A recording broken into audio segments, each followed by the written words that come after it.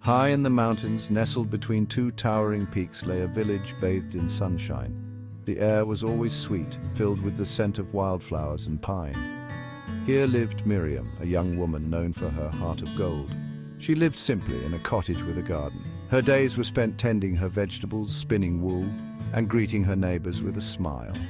Miriam had little, but she gave freely. She shared her homegrown tomatoes, her hand-knitted scarves, and her boundless optimism. The villagers adored her. Her gentle nature and kind words brought solace to troubled hearts. She believed in the goodness of people, and her faith was contagious. One year, a terrible drought struck the land. The sun, once a friend, became a cruel tormentor. It baked the earth until it cracked, and the mountain streams dwindled to a trickle. The lush fields withered and died. The once abundant fruit trees stood bare, their branches skeletal against the relentless sky. Fear gripped the hearts of the villagers. Food stores dwindled. The laughter of children playing in the village square was replaced by the gnawing pangs of hunger. Miriam, too, felt the sting of scarcity. Her once bountiful garden yielded only a few meager vegetables. Her own stomach rumbled, but her spirit remained unbroken. One evening, as the sun dipped behind the western peak, a beggar stumbled into the village. He was gaunt and weak, his clothes ragged and dusty. He collapsed in the center of the village square, his eyes pleading for help. The villagers, themselves hungry and desperate, averted their eyes.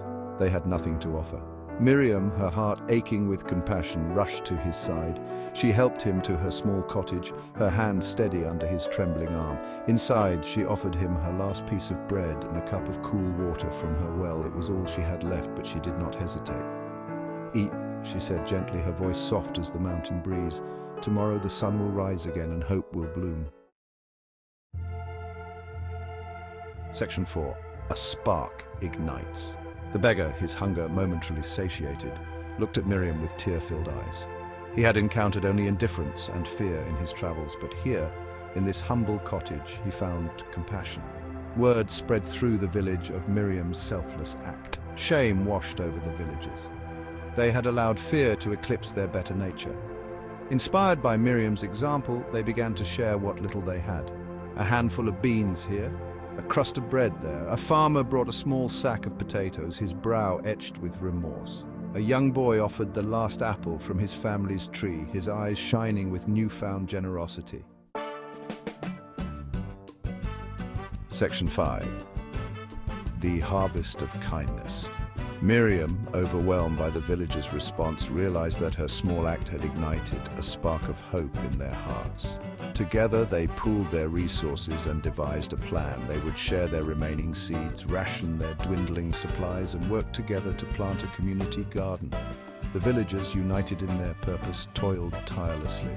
They cleared a plot of land, planted seeds, and carried water from the dwindling streams. Days turned into weeks, and slowly green shoots began to emerge from the parched earth. The sight of those tender seedlings filled the villagers with renewed hope.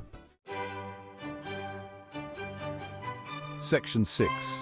True riches. The rains finally returned, washing over the land like a blessing.